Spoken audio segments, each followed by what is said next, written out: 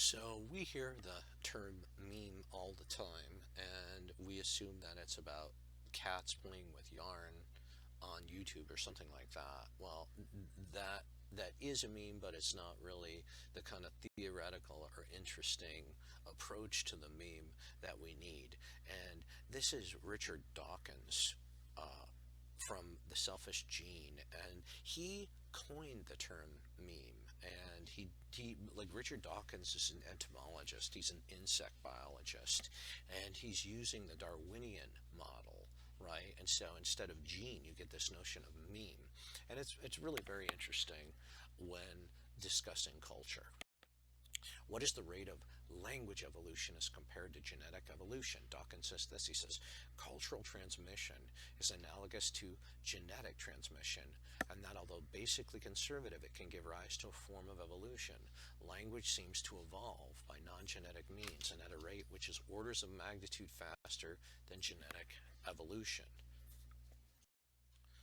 What is the new primeval soup? Well, what Dawkins says is the new primeval soup is the soup of human culture.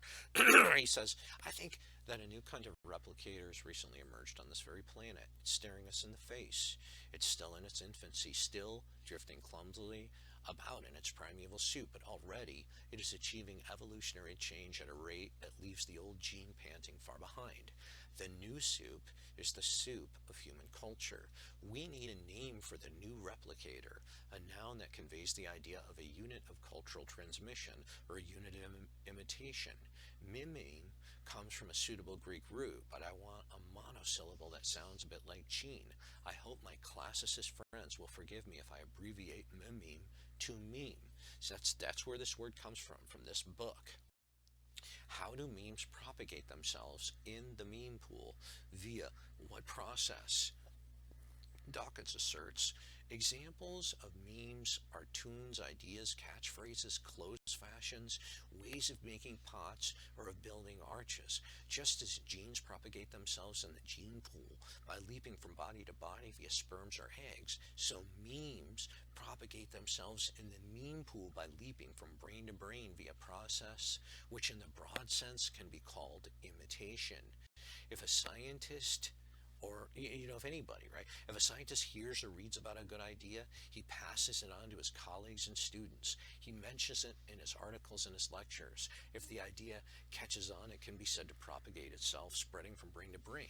And so it's not just with scientific information, it's with any unit of information.